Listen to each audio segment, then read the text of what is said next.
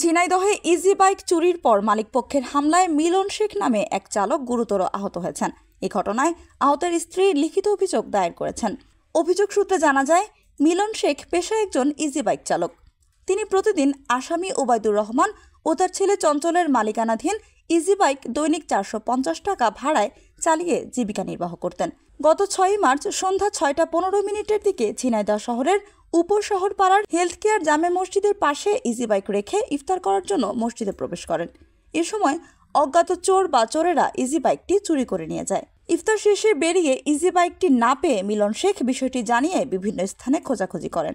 পরে সন্ধান না পেয়ে একই দিন রাত 9টার দিকে মালিক ওবায়দুর রহমানের বাড়িতে গিয়ে ইজি বাইকের কাগজপত্র চাইলে মালিকপক্ষ ক্ষিপ্ত হয়ে ওঠে। অভিযোগে বলা হয়, মালিকপক্ষ তাকে চুরির অপবাদে এবং চঞ্চল লোহার রড দিয়ে তার মাথায় আঘাত করার চেষ্টা করলে তিনি বাঁ হাত দিয়ে প্রতিহত করেন, ফলে তার বাহুতে গুরুতর আঘাত লাগে। এ সময় ওবায়দুর রহমান বাঁশের লাঠি দিয়ে তার কাঁধে মারাত্মক আঘাত করেন এবং চঞ্চল তার হাঁটুতে লোহার রড দিয়ে আঘাত করলে তার হাড় ভেঙে যায়। এরপর আসামিরা এলোপাতাড়ি মারধর করে তাকে গুরুতর আহত করেন।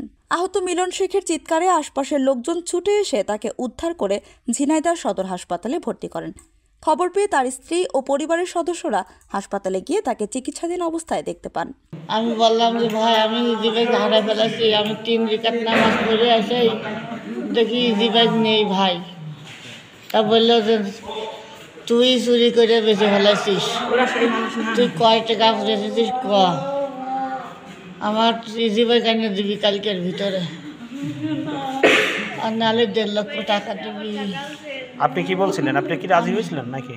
আমি বাড়ির ঠেলা আমি বলেছি যে ভাই মামা, আমার মাফ করে দেন, আমি কালকের ভিতরে আমি আপনার টাকা দিয়ে দিবানে। এ বিষয়ে আহতের স্ত্রী থানায় লিখিত অভিযোগ দিয়েছেন এবং আইনগত ব্যবস্থা গ্রহণের জন্য প্রশাসনের প্রতি অনুরোধ জানিয়েছেন। এ বিষয়ে সদর থানার অফিসার ইনচার্জ আব্দুল্লাহ আল মামুন জানান, এছাড় পেয়েছি তদন্ত সাপেক্ষে আইনানুগ ব্যবস্থা গ্রহণ করা হবে।